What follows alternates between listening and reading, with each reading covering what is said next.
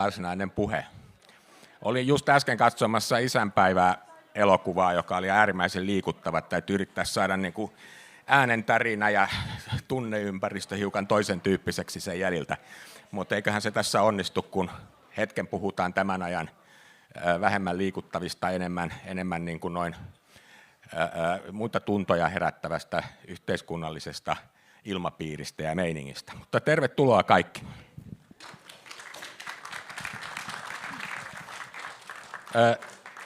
Aina pitää esitellä itse, että ymmärrätte noin lähdekriittisesti arvioida munkin roolia tässä. Mä olen siis Tuomas Rantanen, mä oon Voima-lehden kustantaja ja teatteri- ja elokuvatoimittaja, ja sitten sen ohella mulla on historiaa yhteiskunnallisesta vaikuttamisesta ympäristöjärjestöissä ja Helsingin kaupunkipolitiikassa ja muissa tämmöisissä.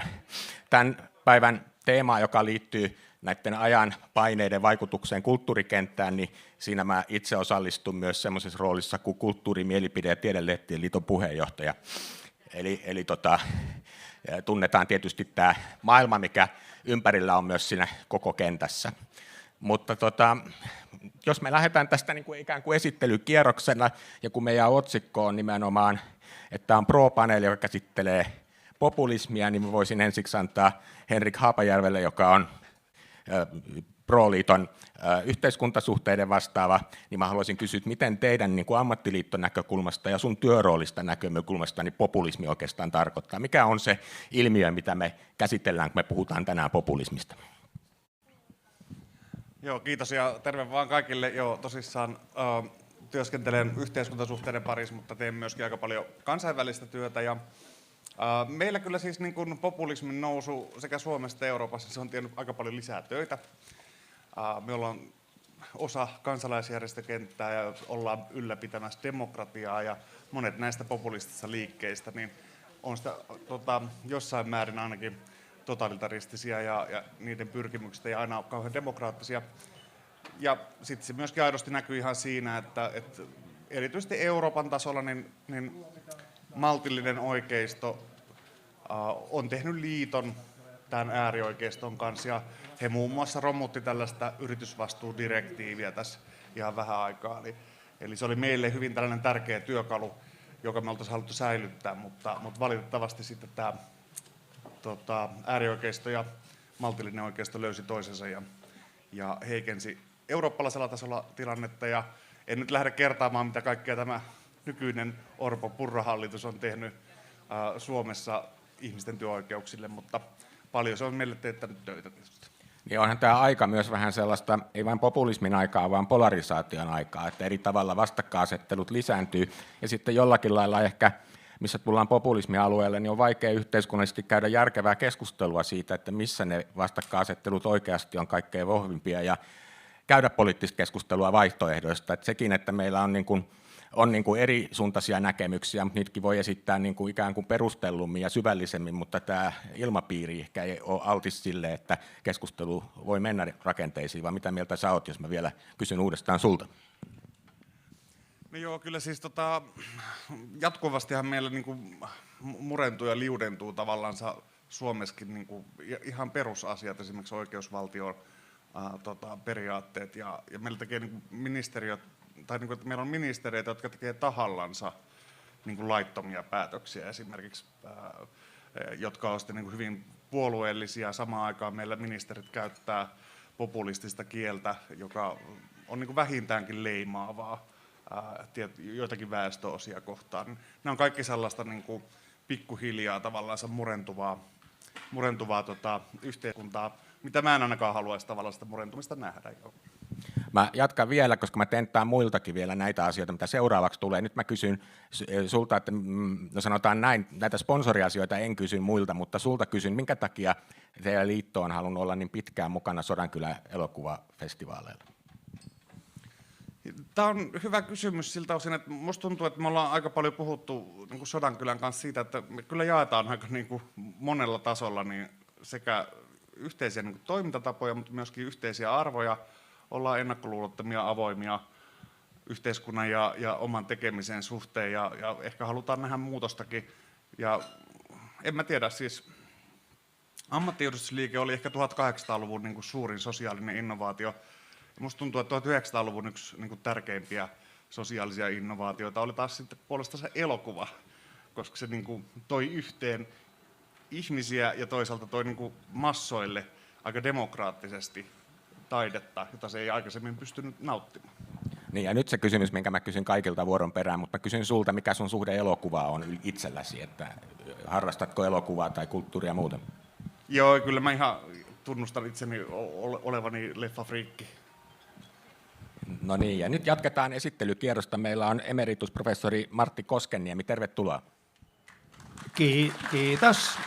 Ja mä kysyn sulta, kun tiedän, että olet aatehistorioihin hyvin perehtynyt ja yhteiskuntaa hyvin analyyttisesti ajatteleva henkilö, että mitä sun mielestä populismi nyt oikeastaan onkaan?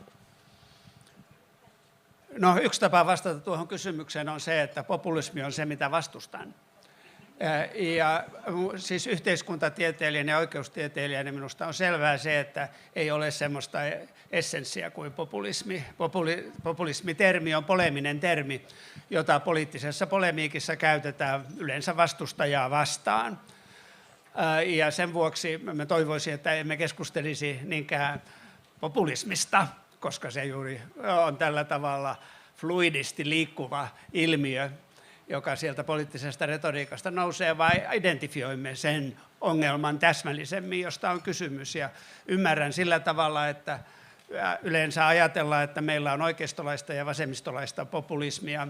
Minusta se vasemmistopopulismi historiallisena ilmiönä 1800-luvun lopussa ja 20-30-luvun työväenliikkeessä sellaista hyvin vähän on tällä hetkellä olemassa. Varmaankin on olemassa, mutta kaikkein selkeintä on se, että oikeistossa on sellaisia ryhmiä, jotka kuuluvat yhteen joidenkin ominaisuuksiensa pohjalta, jotka tunnistamme.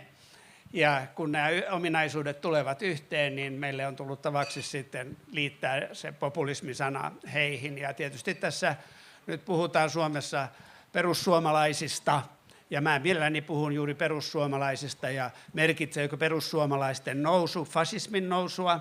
Siihen voidaan vastata eri tavalla. En itse ajattele, että merkitsee sitä. Voidaan kysyä myöskin, että merkitseekö perussuomalaisten nousu uhkaa kulttuurille, niin kuin tämän paneelin on tarkoitus kysyä. Ja sanoisin, että ainakin tietylle käsitykselle kulttuurista tämä merkitsee uhkaa samaan aikaan, kun täytyy voida sanoa, että perussuomalaiset ovat voimakkaasti kiinnittyneet tiettyyn käsitykseen kulttuurista ja tiettyihin kulttuurisiin käsityksiin. Mä olen oikein tyytyväinen tähän vastaukseen. Juuri tällaista odotin, koska meidän on pakko avata vähän keskustelua siihen suuntaan, että populismi ei tyhjenny siihen, mikä me ikään kuin tässä hetkessä tunnistamme populismiksi. Ja nimenomaan, että kun nyt puhutaan populismista, niin puhutaan nimenomaan äärioikeistolaisuuden esittämistä yhteiskunnallisista vaatimuksista, jossa hyökätään vahvasti yhteiskunnan perusinstituutioita vastaan. Mutta mä jatkaisin vielä kysymystä siihen, että miten tämä natsaa tähän maailmaan, kun meillä on tavallaan yhteiskunnalliseen järjestykseen kahdenlaista kritiikkiä. On tämä populistista, missä ajatellaan, että on eliitti, joka hallitsee, joka täytyy näillä kaikille annettuilla katteettomilla lupauksilla korvata, joka usein on semmoinen populismin tietty muoto. Mutta sitten samaan aikaan meillä on keskustelua, että päätöksenteko ei tunnista ihmisten tarpeita ollenkaan, eikä ihmiset saa osallistua eikä näkyä. Tässä on niin kuin mun mielestä dialektinen kaksoisside, että samaan aikaan luetaan liikaa ja sitten toisaalta meillä on oikeasti järjestelmässä myöskin demokratiavaje. Mitä sä haluaisit siihen sanoa?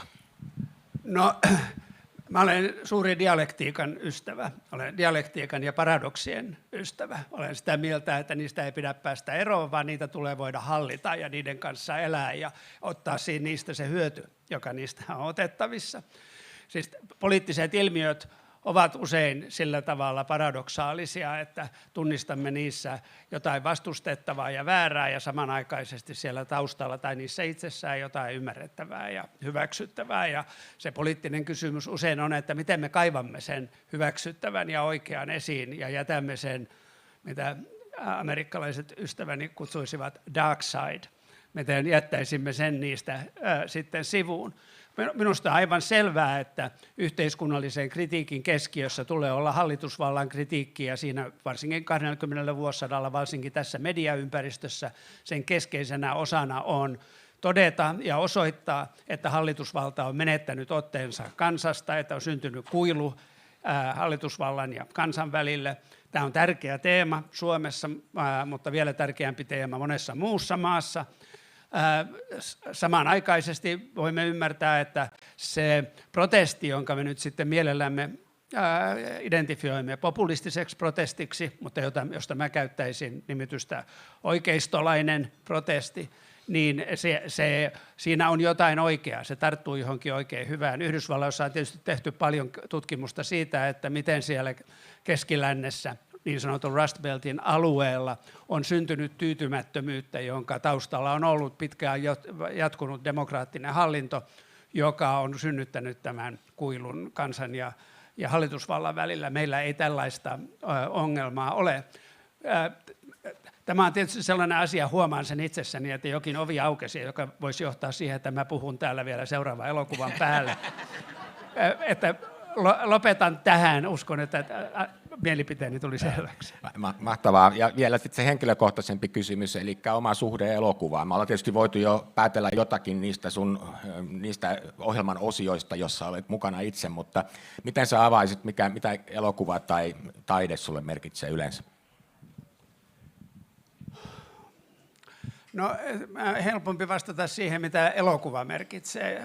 Elokuva on mun koko ikäni ollut mulle, niin kuin eilen taisin sanoa siinä A Long Day Closes, päivä painuu mailleen elokuvan avaussanoissani, niin se on ollut aina mulle sellainen heittäytymisen paikka, joka on ollut kontrastia siihen juristin hommaan ja siihen kohtuullisen vaativaan ja aikaa vievään kunnianhimoon, jolla olen töitäni elämässä tehnyt. Elokuva on se ensimmäinen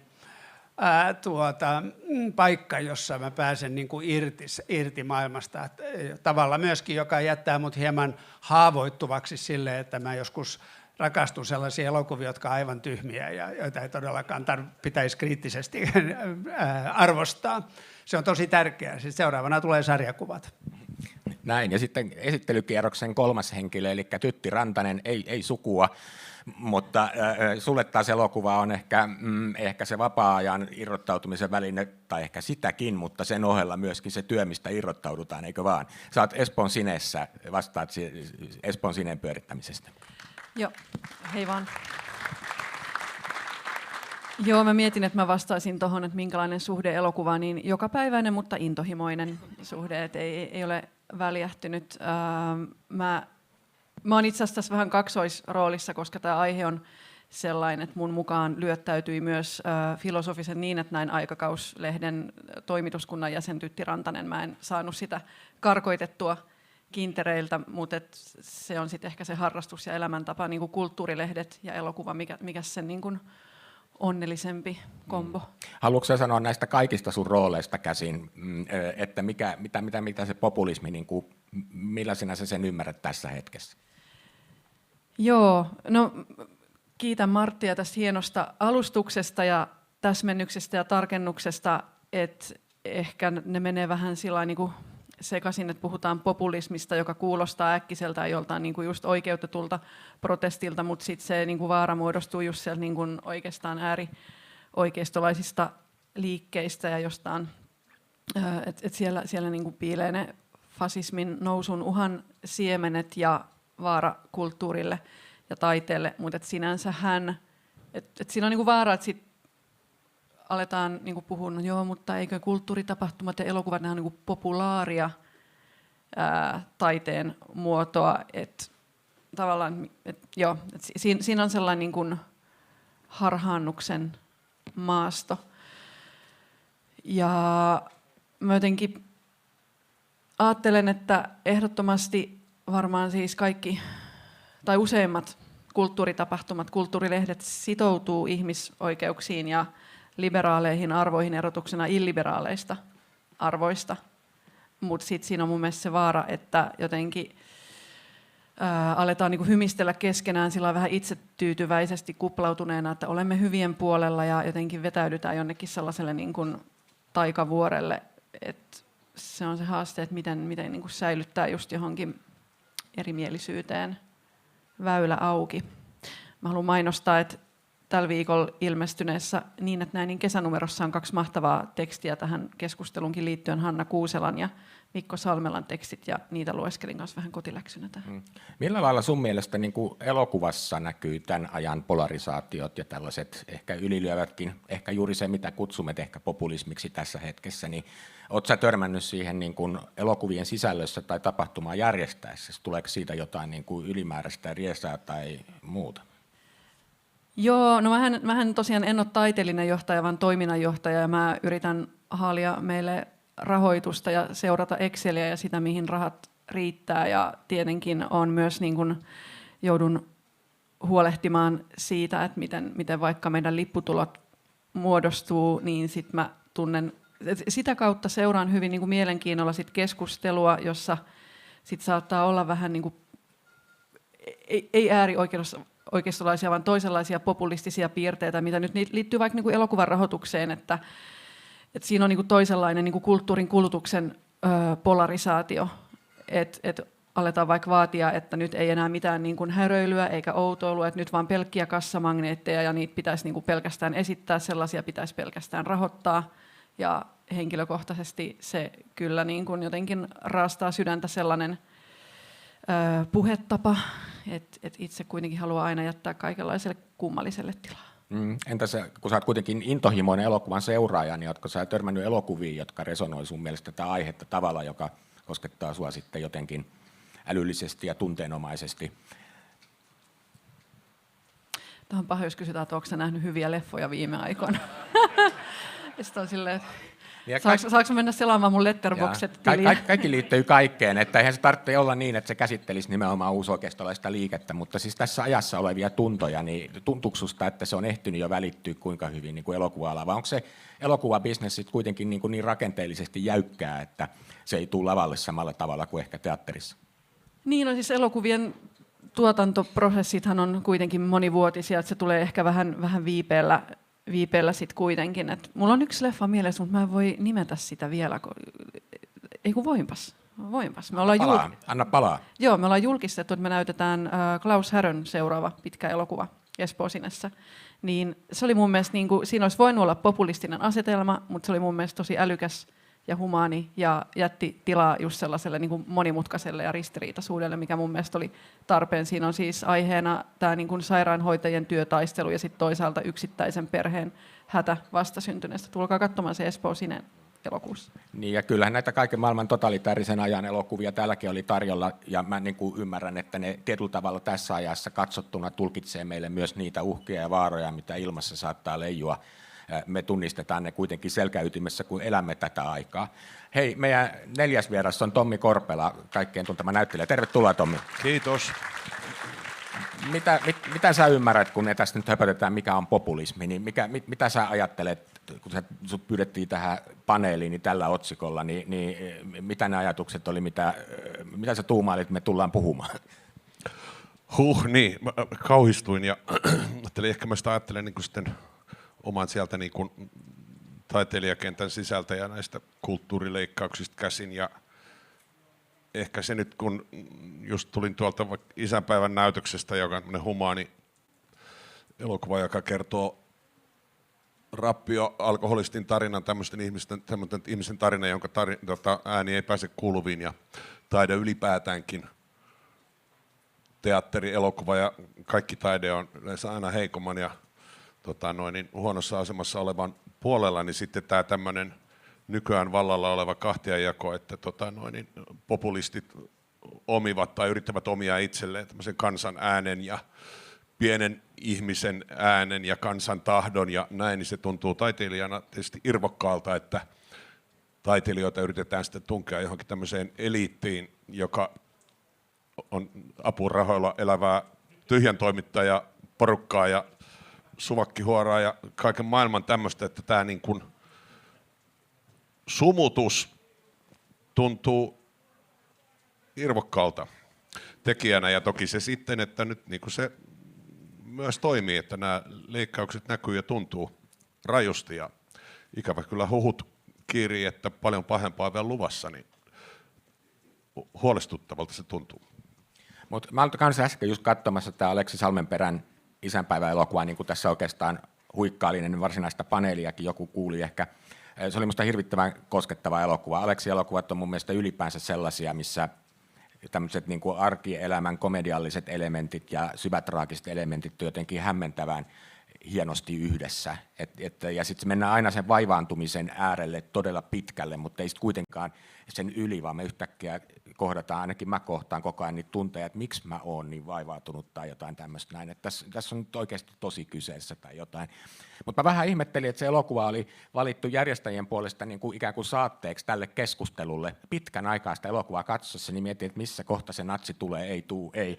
Mutta niin sitten mä tajusin semmoisena niin kuitenkin syvällisenä herätteenä sen, että tämä kysymyshän on siitä, että kun mä katson mun omaa somesyötettä, joka on täysin semmoista ilkeätä, pahaa puhetta vähemmistöistä, toisista ihmisistä, se ihmiskuva, joka sieltä piirtyy, on niin kuin ihan kauhean niin kuin, yhtenäistävä, totalitäärinen, fasistinen siinä mielessä, että kaikkien pitäisi olla jotakin, tai puhutaan ihannekuvista ja näin. Ja nyt me mennään niin kuin todella syvälle niin kuin ihmisyyden ja humanismin niin kuin äärelle. Että kyllä se mun mielestä oikeasti siis tämän tyyppistä maailmaa kommentoi tosi vahvasti. Mitä mieltä sä, Tommi, sä oot siinä keskellä ollut sitä tehdessä ja näin päin pois, mutta onko mun katsojan näkökulmassa jotain, minkä sä tunnistat niin kuin tekijänä? Kyllä, joo. Vahvastikin. Juuri näin. Se oli mulle hyvin erikoislaatuinen kokemus sen tekeminen näiden, siinä oli valtavasti amatöörejä ja tapasin näitä ihmiskohtaloita ja ehkä siinä oli jotenkin sellainen nöyrtymisen paikka ja haaste siinä näyttelijänä just, että sulautua sinne porukkaan eikä pompata tämmöisen elitistisenä taiteilijana näyttelijänä joukosta, ei vaan, mutta että se niin musta onnistuu siinä vallan hyvin. Ja kun tehdään taidetta, niin kuin elokuvaa, niin totta kai kaikki se ympäröivä yhteiskunta on niissä mukana olevissa ihmisissä, oli ne ammattilaisia tai amatöörejä, että se on sitten taas niin kuin tekijöiden herkkyydestä kiinni, että kuinka paljon ne niin kuin siinä reflektoidaan tietoisesti, mutta kyllähän ne mukaan tulee. Ja sitten kun sun toinen päälaji elokuvan näyttelemisen ohella on teatterinäytteleminen, tai en tiedä onko se eri vai sama laji, mitä mieltä siitä oot, niin voin sitäkin kysyä, mutta miten sä ajattelet, että teatteri ja elokuva poikkeaa toisistaan niin kuin just tämmöisen yhteiskunnallisen hetken ja sen niin kuin ikään kuin heijastamisen kannalta? Vau, nyt oli vaikea. En osaa vastata, että miten ne eroaa. Niin. Tämä on just kuvasta, kun kriitikko aina katsoo niin ulkopäin. Mä ajattelen, että ne on ihan eri touhua, että niin kuin sillä, kun niin. Läsnäolo on koko ajan välttämätöntä teatterissa ja sitten elokuva tehdään pätkissä ja sitten mutta jos näyttelijän näkökulmasta siinä niin ei ole niin iso eroa. Niin ei.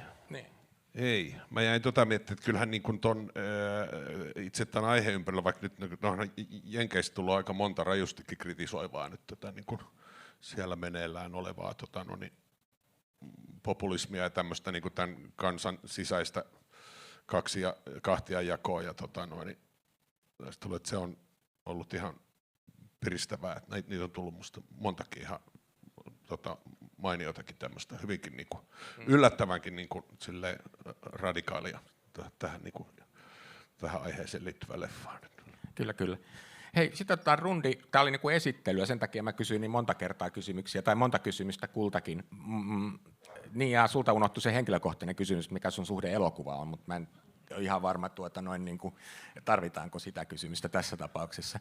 Ainoa, mihin mä osaan vastata. No, kerro, mikä sun suhde elokuva on? Elokuva pelasti minut. Joo, ei.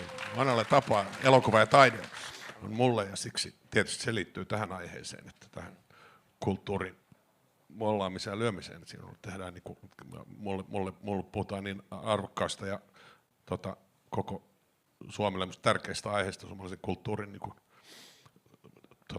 muksimisesta, niin kyllä se tuntuu järjenvastaiselta minulle, että se on, niin kuin sanoin, se on minun pelastus, taide ja elokuva. Mikä sun eka leffa oli muuten itse asiassa? Minkä tein? Niin, missä olit itse mukana. Se on, oli Nortia poliisisarja, jonka sitten tälleen jatkona tehtiin elokuvaversio ja se on hyvä niin jäänyt aika unholaan. Nyt kaikki kooklaamaan. No, otetaan kokonainen kierros tällä kertaa. Semmoinen kysymys, niin kuin aloittaa Martista. teillä on kuitenkin omat roolinne, missä te toimitte, niin jotain jo ehkä noissa alustuksissa kävi ilmi, mutta vielä tarkemmin, että miten tämä niin kuin näyttäytyy, tämä populismin kautta tuleva uhka sun niin kuin työnä tutkijana tai emeritustutkijana ja yliopistoihmisenä tieteen näkökulmasta? Joo, ystävä ja kollega ja ehkä monen täällä tuntema professori Anu Koivunen lähetti mulle tänä aamuna tämmöisen viestin, jossa kerrotaan Yhdysvaltain valtiovarainministeriön julkaisemasta uudesta lakiehdotuksesta, joka koskee liittovaltion tiederahoitusta, tiede- ja tutkimusrahoitusta. Siinä on 5 pointtia tässä uudessa lakiehdotuksessa, jossa ensinnä todetaan, että poliittisesti valittujen virkamiesten tulee hyväksyä tutkimusprojektit. Poliittisesti valitun virkamiehen kanta ylittää referee-lausunnot tutkimuksesta. Toiseksi aktiiviset tai voimassa olevat rahoitetut tutkimukset voidaan peruuttaa mihin aikaan tahansa tarvitsematta ilmoittaa syytä siihen peruuttamiseen. Kolmanneksi kansainvälistä yhteistyötä tieteentekijöiden kanssa severely restricted, rajoitetaan voimakkaasti matkustusta, yhteistyötä ja muuta alistetaan näille poliittisesti valituille henkilöille hyväksyttäväksi. Julkaisemisen rahoittaminen kielletään, esimerkiksi Open Access-järjestelmä, siinä ei saada julkaista. Ja viimeiseksi tieteellinen kommunikaatio tai tieteellistä kommunikaatiota liittovaltion rahoittaman tutkimuksen kautta voidaan käyttää ainoastaan hyväksyttyjen kommunikaatiovälineiden kautta. Tieteentekijät eivät itse saa kommunikoida, nämä 5 pointtia. Tämä on Yhdysvaltain liittovaltion valtiovarainministeriön viime viikolla julkaisema ohje. No, Toi kuulostaa kuin olisi Kiinassa tai Venäjällä. Tämä on siis aivan uskomatonta. Ja voihan olla, että ei tämä mene läpi. Tämä on lakiehdotus. Mutta se tietysti edustaa semmoista näkökulmaa, joka Yhdysvalloissa on voimakkaasti esillä, että kun valitaan demokraattisesti valittu hallinto, niin se demokraattisesti valittu hallinto päättää niistä asioista, joita liittovaltiossa tehdään, mukaan lukien siitä, mitä tutkimusta tehdään ja millä tavalla sitä rahoitetaan ja niin poispäin. Tälle vaatimukselle on paljon tukea kansankeskuudessa, koska on vaikea ymmärtää sitä, että miten tässä kulttuurisessa ja yliopistollisessa eliitissä toimivat henkilöt voivat toinen toisilleen antaa rahoja ja hyväksyä toinen toistensa projekteja, että mehän olemme demokratia, eikö niin? No, tämä tietysti ei ole se tilanne, mikä meillä Suomessa on. Meillä oli viime vuonna ja edellisvuonna käyty keskustelua siitä, mikä on tieteen vapaus suhteessa oikeistolaiseen ja äärioikeistolaiseen kritiikkiin. Mä siis vältän puhumasta populismia, ja mä toivon, että minulle tulee vielä aika tässä paneelissa sanoa, mikä on se täsmällinen syy, minkä vuoksi mä haluan välttää siitä puhumista. Mutta mä puhun oikeistolaisesta ja äärioikeistolaisesta kritiikistä. Suomen Akatemian näkökulmasta on uusi ilmiö, että siinä määrin puututaan Suomen Akatemian tutkimusrahoitukseen, kun on puututtu. Se ei kuitenkaan ole tässä perussuomalaisten tulossa mukaan politiikkaan massiivisesti lisääntynyt. Ja sanoisin, että se on aika lailla tämä oikeistolainen kritiikki nyt jähmettynyt paikoilleen ja ollut jo muutaman vuoden sellaista kuin se on. Perussuomalaisten oma think tank, jonka nimen mä nyt unohdan tässä, viime syksynä julkaisi semmoisen pienen tutkimuspolitiikan kritiikin, ja se akatemiassa vähän henkeä pidätellen odotettiin, että mitä sieltä tulee. No se ei ollut mitään merkittävää siinä tutkimuksessa, ja se aika lailla muutamaan asiaan. Mehän tiedämme, että kysymys on gender-tutkimuksesta ja ympäristötutkimuksesta. Ja onhan totta, että henkilöt, jotka tekevät gender-tutkimusta, ovat poliittisesti gender-orientoituneita. Henkilöt, jotka tekevät ympäristötutkimusta, ovat poliittisesti vihreitä. Tämä on todellinen maailma, jossa liikumme. Mä en ole siitä tällä hetkellä erityisen huolissani, mitä Suomessa tapahtuu, mutta en tiedä, miten tämä uusi askel Yhdysvalloissa, mikäli se otetaan, mitkä sen heijastusvaikutukset muualle ovat. Ja tässä kävi just ilmi tämän populistisen äärioikeiston työkirjaan kuuluu ihan selkeästi just se ajatus, että hyökätään tiedon ja tietoon perustuvien instituutioiden kimppuun, josta tiede on tietenkin ihan selkeä maalitaulu. Sitä on myös media. Ja Tytti, kun sä oot toimittajana Kulttuurilehdessä, niin mä ajattelin, että miten sun mielestä siinä roolista käsin, kun katselet niin kuin ympäröivää journalistista mediaa ja siihen suunnattua niin kuin jatkuvaa hyökkäystelyä, niin mitä tuntoja se herättää? No kyllä myös niin, että näin avustajat joitain vuosia sitten saivat Twitterissä osansa tällaisesta maalittamiskampanjasta, että kun kuitenkin on filosofinen kulttuuri- ja aikakauslehti, niin sitten siellä julkaistaan monenlaista aika tavallaan kokeilavallakin otteella tehtyä esseistiikkaa vaikka. Sitten se oli tällainen niin kuin käännösteksti siitä, mitä olisi tällainen niin kuin hydrofeminismi, että miten ruumiimme ovat veden vallassa, niin sitten Twitterissä tällaiset laita-oikeistolaiset repostelijat, samat tyypit, jotka aina käy tiheällä kammalla niin kuin Suomen Akatemian tai Koneen säätiön rahoituspäätökset läpi, niin sitten alkoi vähän niin kuin pommittaa niitä kirjoittajia. Se oli aika pelottavaa kyllä, että niin kuin leimataan kaikki sellainen, mikä ensin vaikuttaa jotenkin ns. Oudolta, niin heti, että no niin, taas tällaista paskaa tehty täällä. Niin ja nythän tässä yksi keskeinen kohdehan koko ajan Suomessakin on ollut Yleisradiolaitos, ja tämähän on omaksuttu siis yhtä lailla Yhdysvalloissa hyökätään, ei kyllä Yleisradiolaitosta, kun siellä semmoinen on kovin heikossa hapessa muutenkin, mutta journalistisesti riippumattomia medioita kohtaan. Ja tämä sama malli kulkee meilläkin, että hyvin tultaisiin toimeen sellaisilla lehdellä, jotka eivät kuulu journalistiliittoon tai julkisen sanan neuvoston alaisiin säädöksiin ja muihin, tai siis journalistin ohjeisiin ja näin päin pois. Jatka tästä vähän, hei Tytti. Minkä takia se journalismi on niin vaarallista nimenomaan populistisen liikkeen näkökulmasta? Haluan ensin sanoa, että rakastan Yleisradiota. Tämä riipaisee minua myös ja terveiset sinne Yleisradioon, sinne katsomoon. Moi vaan.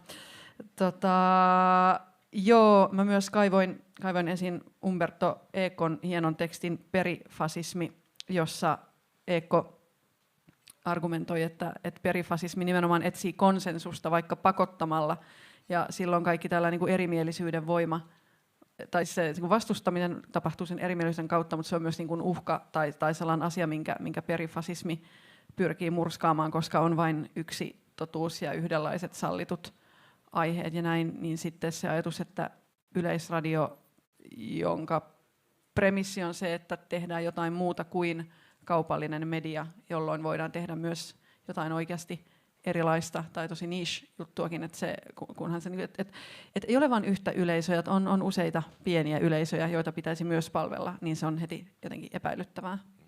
Ja sitten Henrikiltä mä kysyisin, kun edustat kuitenkin ammattiyhdistysliikettä, joka on jollakin lailla yhteiskunnallista keskustelua käyvä yhteisöllinen toimija, ja samaan aikaan meillä on käynnissä tästä populistisesta näkökulmasta aikamoinen hyökkäys kansalaisosallistumista ja yksilön vapauksia vastaan. Miltä se näyttäytyy sun mielestä? Joo, tietenkin on niin, että meillä on niin hyvin laajalla rintamalla ja niin sekä kotimaasta että ulkomailla tavallaan tapahtuu sitä, että tällaisia niin kuin osallistavuutta ja ihmisiä voimaannuttavia rakenteita, niitä yritetään jollakin tapaa ehkä murentaa. Yksi esimerkki oli se, että niin kuin globaalilla tasolla niin nämä työnantajat vei lakko-oikeuden kyseenalaisti yhtäkkiä 100 vuoden jälkeen, kun oli ILOssa sovittu asiasta, ja ne hävisi nyt siinä oikeustapauksessa. Se ei ole nyt sinänsä populismia, mutta se kertoo sellaista oikeistolaisesta aallosta ja siitä, että tavallaan se, niin kuin eri asiat tulee jatkuvasti hyväksyttävämmäksi tavallaan tehdä, jotka aikaisemmin ei ole ollut hyväksyttyä. Ja tämä valitettavasti tämä niin kuin oikeistolainen ja äärioikeistolainen populismi niin avaa valitettavasti niitä ovia.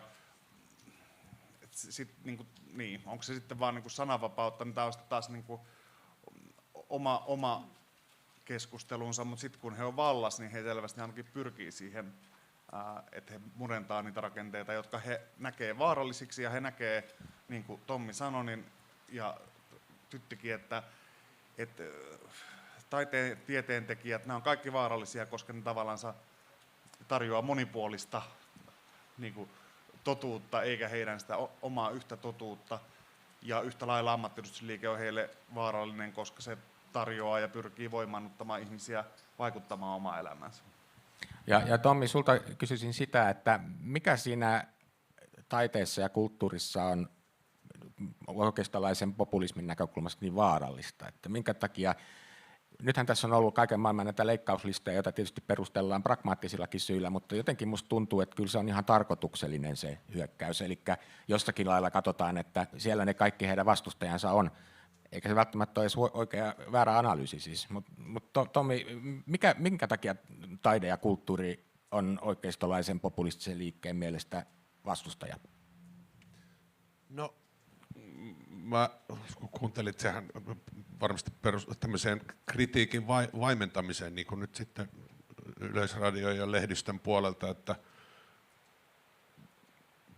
paskapuhe ei mene läpi taiteen.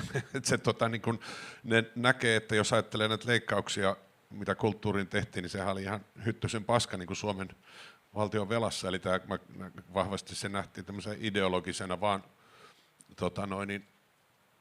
kiusantekona ja tämmöisenä vaientamisyrityksenä, että koska tiedetään, että siellä on paljon vastaääniä ja erilaista niin kuin näkökantaa, että me ollaan eri mieltä ja te olette niin kuin väärässä ja puhutte paskaa ja yritätte niin kuin hajottaa Suomea ja lamauttaa sitä, kun väitätte täysin muuta. Että mä en usko, että heillä nyt niin kulttuuria itse vastaan, että ketkään muut ei tullut, kun olin professorivaimoni Avekkina tuolla Linnanjuhlissa, niin kyllä sieltä pahimmat peikot tuli eniten tähän yhteiskuvaan ja kehumaan, miten ihanaa, että kun on elokuvaa ja musiikkia ja että voi, että se taide on ihanaa ja sitten se ristiriita näihin toimiin on suuri, niin kai se on pelko että he paljastuvat ja heidän niin kuin fuulaus ja tämmöinen niin kuin, vedätys paljastuu, että sehän se pelko varmaan on. Kyllä. Henrikillä oli joku lyhyt. No oikeastaan sen verran niin kuin sanon tähän jatkokseen ehkä vähän Matinkin aikaisempaan kommenttiin, että niin kuin, erityisesti niin kuin äärioikeisto ja se populismi siellä, niin sehän elää siitä, että hän pyrkii kauppaamaan meille niin kuin nostalgiaa.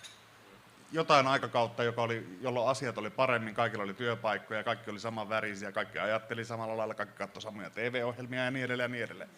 Ja sitten taas niin kuin sekä taide että tiede, niin ne kuitenkin tavallaan jo perusluoteeltansa pyrkii osoittamaan, että itse asiassa kaikki ei ollut ennen paremmin. Et nykyään jää ihmisiä enemmän eloon ja ne ei kuole jo lapsena johonkin flunssaan ja sitten taas toisaalta se on äärimmäisen arvokasta, että vaikka ihminen saa elää sellaisena kuin se on, se tarvitsee piilotella niin kuin itseään tai pyrkiä johonkin yhtenäiskulttuurin muottiin ja muuta. Että se ei vaan niin kuin sovi tavallaan heidän siihen tarinaan, ja se tarinahan heillä on se, mikä on tärkein.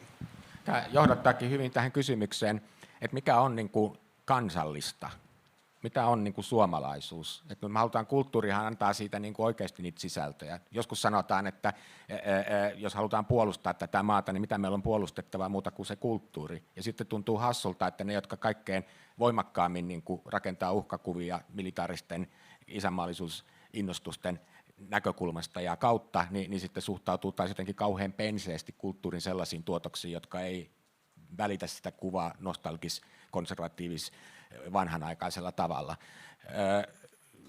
Miten me pystyttäisiin kamppailemaan niin kuin tavallaan sitä liian kapeaa kulttuurikuvaa, tätä mikä kansallisuuteen liittyy, että se ei jäisi kansallisuuden puolustaminen vaan näille populisteille.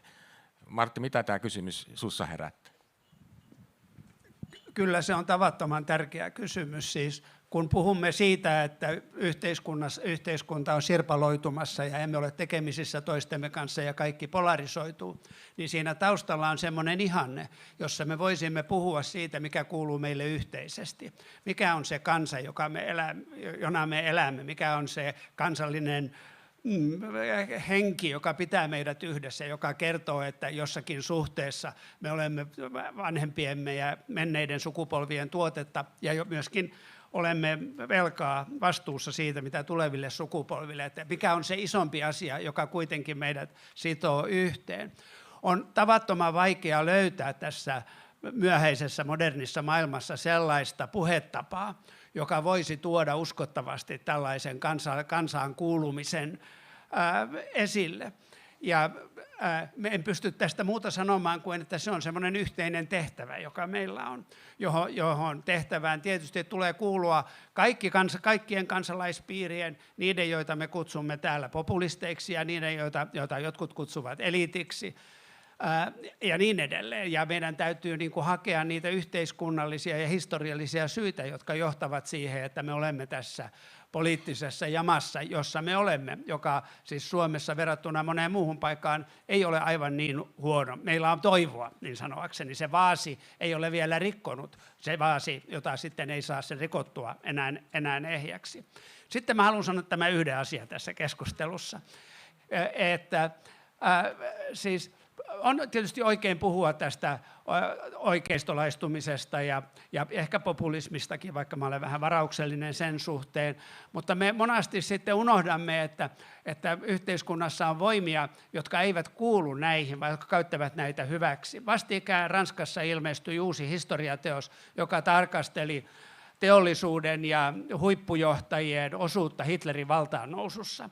Se ei ilmestynyt nyt sattumalta tähän aikaan, vaan tarkoituksella tuoda esiin se viesti, että miljonäärit ja suuryritysten, joidenkin suuryritysten johtajat ovat mukana ja hyötyvät siitä laitaoikeiston noususta, joka on menossa. Ja niin kauan kuin me unohdamme nämä henkilöt, niin me tavallaan puhumme sellaisesta massasta, jota Hillary Clinton vaalikampanjansa yhteydessä tavattoman epäonnistuneesti kutsui englanninkielisellä termillä the deplorables, halveksittavat, miten se kääntyy suomeksi. Ja meidän täytyy niin kuin ymmärtää se, että siinä joukossa, jotka ovat tavattoman kriittisiä niitä kulttuurisia preferenssejä kohtaan, joita meillä tässä tämän teltan alla on, niin siinä joukossa on tavattoman paljon sellaisia ihmisiä, jotka kärsivät siitä epätasa-arvon maailmasta, josta hyötyvät nämä miljonäärit ja liikejohtajat, jotka jatkuvasti päivästä toiseen, ei tarvitse ajatella Elon Muskia ja Mark Zuckerbergia ja Jeff Bezosia, mutta voi ajatella heitäkin, jotka hyötyvät tästä tämänhetkisestä tilanteesta. Se on siellä, jossa se poliittinen vastustaja on. Se on just näin. Ja on helppo ymmärtää myös näitä sosiaalisen median jättien omistajien omia intressejä suhteessa siihen, että puolustaessaan eurooppalaista hajannusta ja yhteiskunnan polarisoitumista ja demokratian rapautumista, niin heillä on siinä puhtaasti markkinaetu. Ja me tiedetään, että jokaisesta sodasta aina joku rikastuu. Tämä rakenne kulkee nimenomaan tätä kautta.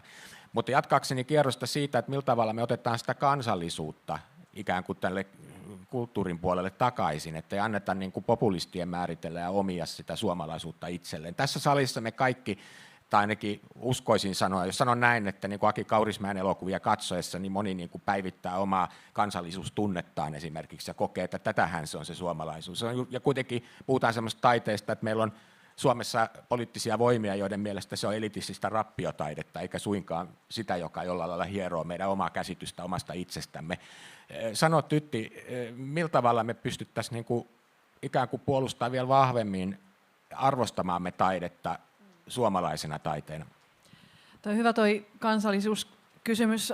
Viime syksynä, kun Suomen elokuvasäätiötä uhkas nämä aivan kohtuuttomat leikkaukset, niin oli tosi hieno kampanja, jonka elokuvasäätiö ja AFI teki. Mutta mua tällä niin kuin edelleen, nyt sanotaan yksityishenkilönä, enkä välttämättä festivaalini puolesta, että kun tykkään tästä kaikesta vähän marginaalisemmasta, niin mua vähän masensi se, että siinä oli niin kuin mielensä pahoittaja, joka on silleen, että please, älkää tappako suomalaista elokuvaa. Ja sitten mä oon silleen, että jos toikaan ei ole enää itsestäänselvyys, niin mikä liikkumatila jää sitten kaikelle, mikä on vähemmän tunnettua, vähemmän niin kuin kassamagneet ja vähemmän varmaa nakkia kuin mielensä pahoittaja. Ja mun mielestä me hävitään tämä taistelu, jos me sitten aletaan valmiiksi niin kuin madaltaa. Mä en nyt sano, että mielensä pahoittaja olisi niin kuin tyhmää. Tämä on nyt tähän rakentuu tällainen vääränlainen vastakkainasettelu, mutta se, että jos me niin kuin aletaan sitten jotenkin valmiiksi madaltaa rimaa tai jotenkin tyhmentää sisältöä, että okei, no joo, no että ehkä nyt tosiaan pitää nyt jotenkin tehdä kaikesta niin kuin helpommin nieltävää, jotta meitä ei nitistetä, niin silloin me ollaan hävitty tämä Ja sitten samalla niin kun, mun mielestä ainoa uhka kulttuurille ei ole tällaiset niin kun suorat hyökkäykset leikkausten muodosta, vaan yhtä paha uhka on hiljaisuus ja välinpitämättömyys, koska kulttuurilehdet, elokuvafestivaalit, kaikki se, mikä nyt itse kullekin sitten on se lempikulttuurin muoto tai sivistyksen muoto, niin se pysyy hengissä vaan, jos sitä kulutetaan, jos siihen osallistutaan, jos siihen tunnetaan omistajuutta, jos sitten tehdään yhteinen asia. Eli mun 2 lääkettä olisi tällainen kuin kitkan lisääminen tai kitkan kanssa eläminen ja sitten kollektiivisuus, että mennään yhdessä sinne kulttuurin ääreen, ei jätetä sitä sit sillä niin kuin tuuliajolle. Tämä ajatus kansallisen kulttuurin puolustamisesta, mikä ei tietenkään tarkoita sitä, että suhtautus muista maista ja muista kulttuureista tuleviin taideteoksiin tai taiteilijoihin millään lailla kielteisesti tai siihen, että nämä eri vaikutteet eri puolilta sekoittuu, mikä on ihan normaalia ihmisen ja kulttuurikentän toimintatapaa. Mutta jollain lailla on tärkeää, että tämmöisessä pienen kansan keskuudessa myös osataan arvostaa sitä omaa näkökulmaisuutta ja sitä niin kuin ikään kuin tukea. Mä oon törmännyt viime aikoina semmoisiinkin asioihin, että leikkausten keskellä on leikattu esimerkiksi suomen kielen opetusta muissa maissa, jossa silloin kun on suomea opetettu yliopistoissa muissa maissa, sitä on tuettu täältä käsin myös, mutta sen seurauksena niin kuin meiltä häviää kääntäjiä esimerkiksi kirjallisuuden osalta. Että suomalaisen kirjallisuuden levittäminen maailmalle vaikeutuu tämän tyyppisen toimenpiteen kautta. Ja kun ajattelee, että jos on kansallismielisiä ihmisiä nyt sitten hallitus täynnä, niin luulisi nyt, että just tämän tyyppisiin asioihin sitä rahaa nyt ainakin laisi, mutta näin ei valitettavasti ole. Mutta Henrik, miten me otetaan tämä suomalaisuus jollakin lailla ikään kuin pois nationalisteilta ja ääripopulistiselta oikeistolaiselta liikkeeltä?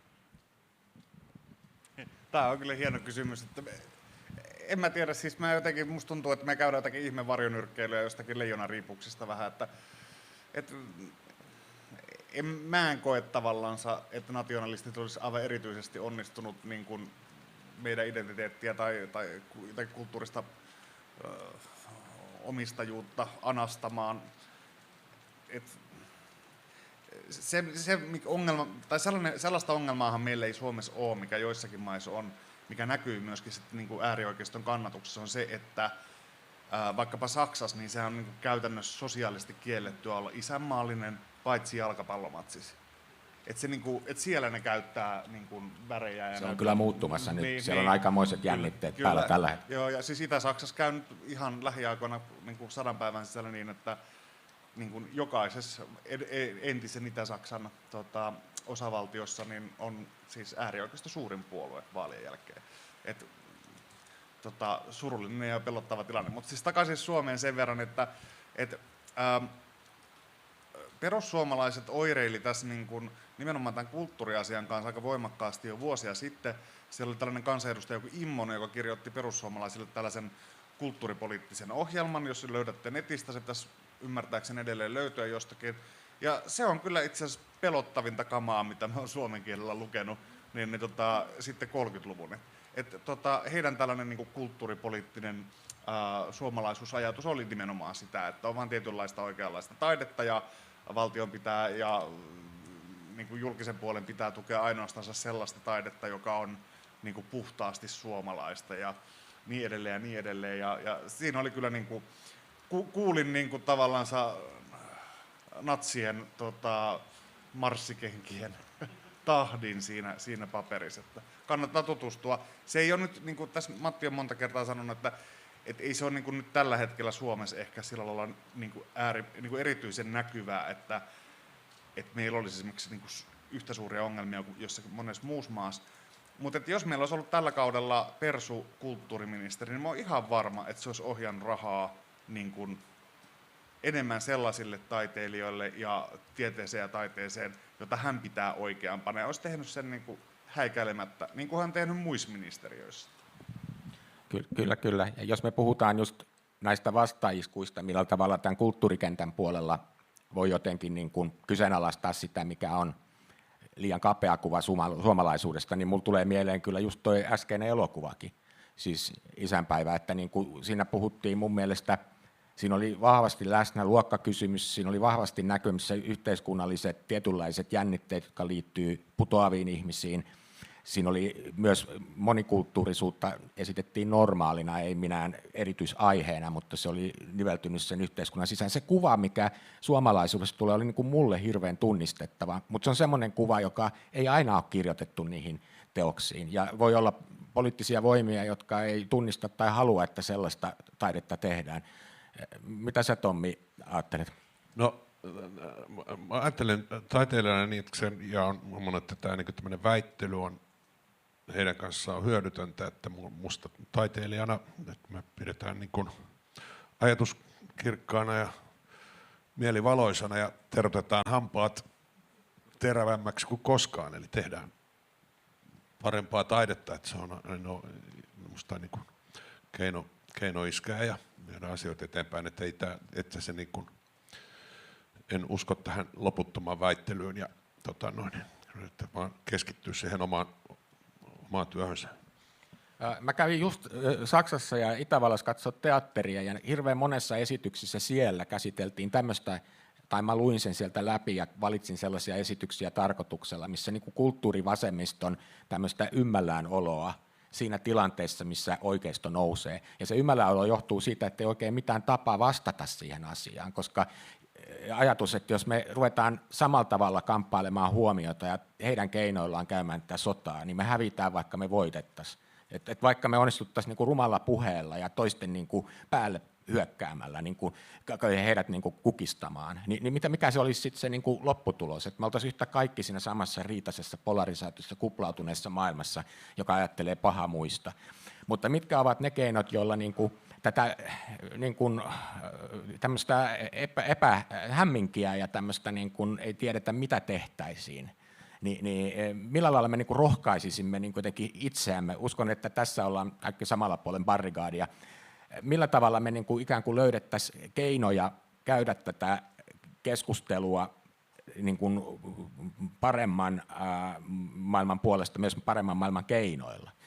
Nyt on vapaa sana, kuka haluaa. Henrik ensimmäisenä, ole hyvä. Mä haluan jatkaa tästä Tommin hyvästä puheenvuorosta sen verran, että mun mielestä niin kuin jatkuvasti ehkä niin kuin harhaudutaan ajattelemaan, että populisteille ja oikeastaan nyt niin kuin yleisesti populisteille, niin he yrittää niin kuin voittaa meitä jollakin vaihtoehtoisella faktalla. Kyllä he niin kuin tavallaan tekeekin sitä varmasti somessa ja ihmiset käyttää siihen valtavasti aikaa, mutta niin kuin tavallaan populismin ja erityisesti niin kuin fasismin käsikirjas, niin ennen kaikkea se on niin kuin olennaista, että saadaan niin kuin hämmennystä aikaiseksi. Että siis niin kuin tavalliset ihmiset hämmentyy siitä, että onko toi niin kuin Matti Rönkä TV:ssä nyt ihan oikeassa kuitenkaan sit tosta ja tosta asiasta. Että nämä instituutiot niin kuin pikkuhiljaa murenee, ja tuo oli hyvä esimerkki, toi Matin Amerikoista tuotu juttu, mutta kyllä me nähdään niin kuin Suomessakin sitä, että esimerkiksi perussuomalaiset on voimakkaasti niin kuin hyökännyt sekä tieteen puolen että sitten niin kuin Ylen instituutiota vastaan, koska he haluaa niin kuin nimenomaan niiden uskottavuutta murentaa, ja heille riittää siis se, että on epätietoisuutta, että he eivät edes pyri niin kuin tavallaan argumentaatiolla voittamaan välttämättä. Mutta Martti, mitä sä tuumaat siitä, että millä tavalla me niinku voitetaan se oma lamannuksemme sen toisten röyhkeyden edessä? Tämä röyhkeys ja hämmennyksen tuottaminen on hyvin tehokasta ja sitähän tässä sen keskellä me eletään. Kuinka me niinku hyvin kasvatetut ja hyvin käyttäytyvät ihmiset niinku sillä pystymme niinku ikään kuin luomaan itsestämme niinku vastuksen tällaiselle ei-pelisääntöjä kunnioittavalle touhulle? Mä en usko siihen, että niin sanotun politiikan kautta, poliittisten manööverien kautta tai poliittisten strategioiden kautta tätä tilannetta muutetaan. Tämän oikeistohyökkäyksen juuret ovat syvällä niissä yhteiskunnallisissa vääristymissä, joita on syntynyt Euroopassa, Yhdysvalloissa ja Suomessa, ja niiden poistaminen ei tapahdu käänteen noin vain. Se ei lainsäädännöllä tuosta noin, taikka uuden ihmisoikeusliikkeen synnyttämisellä. Se on pitkä prosessi. Omalta osaltani tiedemiehenä ajattelen sillä tavalla, että on merkittävää se, että tiede on tällaisen laitaoikeistolaisen hyökkäyksen kohteena. Se osoittaa, että tehdessään tutkimusta on oikeassa ja tekee hyvää työtä. Ainoa vastaus on se, että tekee parempaa tutkimusta, tekee parempaa työtä. En ole mikään marksilainen, mutta silloin tällöin löydän Marxilta hyviä ajatuksia. Ja yksi niistä ajatuksista... En ole lääkäri, mutta voi vilkaista.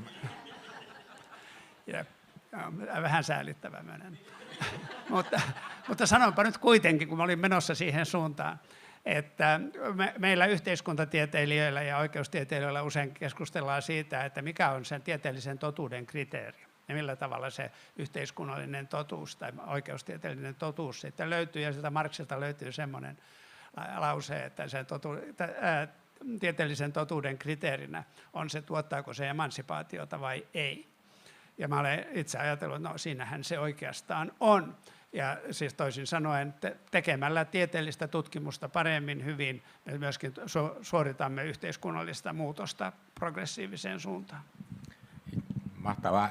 Ja meidän kulttuurikentän edustajat vielä erikseen, tai taidekentän, onko teillä jotain keinoja, millä me niin kuin ikään kuin suggeroisimme tätä omaa puoltamme niin kuin sillai, ulos siitä hämmennyksestä, mitä tämä ympäröivä paha puhe ja tylyttäminen ja huono käytös tuottaa? Joo, mä voisin, jos Martti oli tiedemies, niin mä sitten varmaan taidenaisena. On kyllä hyvin samoin linjoilla, että hoitaa sitä omaa leiviskänsä mahdollisimman hyvin, ei sillä niin kuin lamantuneena siellä taikavuorella, vaan just nimenomaan jotenkin jossain rakentaa suhdetta siihen yhteisöön, jolle se merkitsee jotain, ja nimenomaan niin kuin etsii sitten vielä enemmän yhteistyötä, yhdistetään voimiamme, pidetään tällaisia keskusteluja vaikkapa, puhutaan niistä asioista, otetaan ne omiksi. Haluatko Tommi täydentää vielä, että millä tavalla me taiteena niin kuin nostamme ihmisiä sitten jotenkin tämän täältä ojasta tai juoksuhaudasta? No en mä oikeastaan sen, mitä mä sanoin, että kanssa kompaten, että tehdä se oma työnsä vaan paremmin ja tehdä tätä suomalaista kulttuuria eteenpäin, mikä se on menossa, niin kuin ainakin omalta osalta niin kuin teatteri ja elokuva taidekentän sisällä voi erittäin hyvin. Toki sitä niin kuin yritetään kovasti ja hankaloitetaankin näillä niin kuin leikkauksella, että se tekeminen ei helpotu, mutta että koko ajan niin kuin siis se on paras ase iskeä, on se oma työ. Nyt on oikeastaan viimeisen kierroksen aihe ja mä ajattelin nostaa sen oikeastaan tähän kontekstiin ja ympäristöön. Eli mennään tästä päin Tommista ensin. Mitä sulla on tarkoitus vielä tänään tai ylipäänsä festivaalien aikana ottaa vastaan? Mitä olet tekemässä? Ja mitä olet kokenut tähän mennessä? Aika vähän. Mä tulin viime yönä 3 erinomaisen Mika Kaurismäen lintudokumentin tuossa, joka ikävä kyllä jäi vähän loppu kesken, mutta mä pyrin näkemään mahdollisimman paljon leffoja ja heitän tuossa jonkun sadetanssin kohta, että saataisiin kirkkautta. Mutta mulla sattumalta tuli tämmöinen, kun mä ihan vähän ehdin valmistautua tähän ja mulla olisikin tämmöinen vanha, tämä on Kansallisteatterin valomestari, joku kolumni liittyen vähän aiheeseen ja siellä oli hieno tämmöinen Eino Leenon runo prologi, jonka hän kirjoitti Tampereen teatterin avajaisiin 8.9.1904. Niin tästä nämä loppulauset, tämä niin resonoi tähän kansaan ja kansan ääni ja kansan. Taiteessa kansa laatii ihanteensa ikilait. Taiteessa kansa puhuu, kun on ihmiskielet vait. Taiteessa kansa tuntee kauneimpansa päällä maan. Taiteessa kansa elää, kukkii vielä kuoltuaan. Näihin sanoin. Minä päätän. Mahtavaa. Sitten Henrik, sultakin kysymys siitä, mitä olet tehnyt, mitä aiot tehdä, ja sitten saat tämmöisen ylevöityvän loppulauseen kyllä antaa myös, jos haluat. Leino, kiitos. Tämä olikin hyvä yllätys tämä viimeinen. Mä saavuin myöskin vasta tänä aamuna, joten mä oon ehtinyt käydä katsomassa yhden erinomaisen elokuvan Isänpäivän. Suosittelen lämpimästi. Oli humaani ja hyvä elokuva. Ja, aion keskittyä nauttimaan festareista ja jonkin verran on myöskin tuossa teltalla töissä, eli tervetuloa vaan moikkaamaan meitä proolaisia. Ja siellä voi sitten heittopelissä voittaa hyvän sellaisen istuinpefletin parhaimmillaan, jos on oikein hyvä heittäjä. Ja sitten tähän viimeiseen... Sateenvarjo voisi olla ehkä käytännön. Se voisi olla myös. Huomenna tulee aurinko. Se täytyy tulla. Tähän ehkä joku ylevää, jos sanon, niin nyt mä kadotin nimen. Veitikan kirjoittaja, eli Huovinen, niin, eli Huovinen kirjoitti Veitikan lopussa, että näille hulluille hirviöille pitää nauraa, ettei ne pääse valtaan. Ja tämä on ehkä sellainen, mitä niin kuin kannattaa miettiä. Jokainen tietää, että ei se niin kuin Trump tai joku muu ääriököstöjohtaja nyt tai populistijohtaja nauramalla varsinaisesti sieltä katoaa, mutta kyllä niin kuin tavallaan ne kaikki heidän pyrkimykset, että myöskin sitten heidän tavoitteensa niin pitäisi niin kuin pystyä osoittamaan nauralaiseksi. Ja mä oon Matin kanssa siltä osin kyllä täysin samaa mieltä, että ne juurisyyt on ne, mitä pitäisi onnistua taklaamaan. Ja ehkä niin kuin 30-luvun Ruotsi on ainoita esimerkkejä, missä aidosti onnistuttiinkin sillä. Ja siellähän siis valittiin tällainen tie kuin kansankotipolitiikka, joka oli siis alun perin oikeistolainen politiikka, mutta se muutettiin tällaiseksi sosiaalidemokraattiseksi hyvinvointivaltioajatteluksi. Ja se esti niin kuin Ruotsissa sen, että siitä ei tullut niin kuin täysin äärioikeistolaista maata. Siellä siis ihmisiä kuoli vaikkapa näissä tällaisissa lakkojen sammutustaisteluissa tai lakkojen estämistaisteluissa. Ja Suomessa ei sentään nyt edes tapahtunut sitä, että Ruotsissa oli itse aika väkivaltainen kierre käsillä. He valitsi sen ja se oli toimiva niin kuin tapa. Ja Tytti, me oltiin...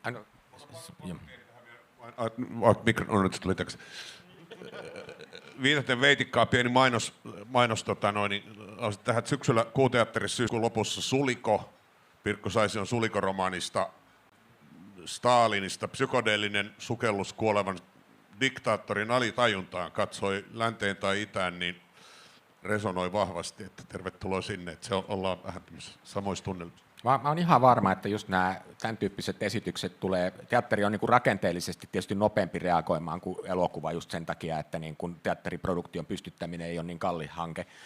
Mutta niin kuin nämä totalitarismin erilaiset kuvat, joita nyt tulee tosi paljon, niin ne on nimenomaan heijastumaan siitä, että me käsitellään sitä 30-lukua nytten, niin kuin meikäläisenkin yhteiskunnan silloisia aatteita ja niitä kuvia, mitkä perässä sitten saatettiin olla sinne tai tänne suuntaan. Mutta Tytti, mitä sä oot nähnyt täällä? Me oltiin ainakin Godardia katsomassa vierekkäin, että niin kuin, mutta varmaan sä oot tehnyt muutakin ja mitä sä aiot tehdä. Ja sitten saat sen ylevän loppulauseen itsekin luoda sinne. Joo, mä oon eilen kattonut leffoi aika ahkerasti ja mitä mä vielä teen. Mä haluan vastata tässä järjestyksessä. Mä odotan Mika Taanilan kokeellisen elokuvan Yökoulua. Se on aina nuorison suosima ja keskeinen.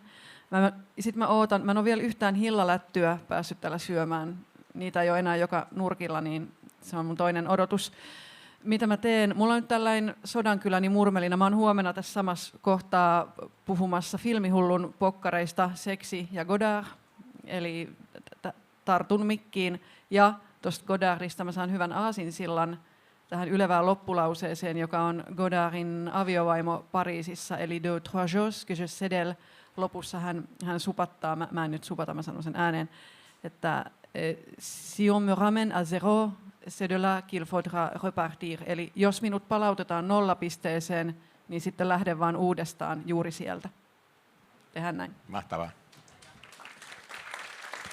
Ja Martti pääsee päättämään tämän meidän paneelin ja kysyisin sama asiaa, että mitä kokemuksia mahtuu sun Sodankylä-reppuun tällä kertaa kaikkinens ja sitten se ylevä lopetus? No, hienot kokemukset. Se on hienoja elokuvia, tietysti eilen 4 kappaletta ja tänään tulee saman verran. Mutta mä sanoisin, että ne oli nämä ohjaajatapaamiset aamulla. Susan Seidelman eilen ja sitten Stéphane Brisé tänään. Siis, että 2 tuntia saa kuunnella tuolla tavalla ohjaajaa kertomassa oman tarinansa. Sieltä lähdetään oikeastaan ei minkäänlaisesta kulttuurisesta ja taloudellisesta taustasta ja sitten saadaan aikaan se, mitä on saatu aikaan. Ne monimutkaiset tiet ja tarinat, jotka siinä oli valtavan hieno. Tämä Brisén tarina tänään oli musta niin liikuttava, että sitten mä joudun jättämään sen elokuvan sivuun, jota ajattelin mennä sen jälkeen katsomaan, koska piti niin kuin miettiä sitä, että miten sitä niin kuin oma itse muokkaa oman tarinansa ja mistä se tulee, mitä on tehnyt. Ja kyllä on tietysti niin, että kun paneelissa on siteerattu Eino Leinoa, niin ei voi sitten enää sen paremmaksi panna hienon lopun vuoksi, mutta ehkäpä sanon kuitenkin niin, että kun tässä keskusteltiin siitä, että mikä se kansa on ja millä tavalla se kansa voi niin kuin nähdä itsensä sekä omana identiteettinä että sellaisena identiteettinä, joka sopii sellaiseen maailmaan, jossa meitä on hyvin moneksi, niin Eino Leino ja hänen sukupolvensa löysivät semmoisen kielen. Ja tässä kuultiin juuri hieno pätkä sellaista kieltä, jolla luotiin se ajatus siitä, että me olemme se kansa. Ja se kansa, jolla on se julkinen valta, johon kuuluu yleisradio ja yhteinen solidaarisuus jollakin tavalla. Valitettavasti tietysti nämä sodat ja konfliktit ylläpitivät sitä, me emme toivo konfliktia, mutta Eino Leinolta ja ehkäpä isoisältäni voisi tietysti vetää sen johtopäätöksen, että sen kansan aikaansaaminen merkitsee sitä, että me teemme sitä taidetta ja me kerromme sen tarinan sille.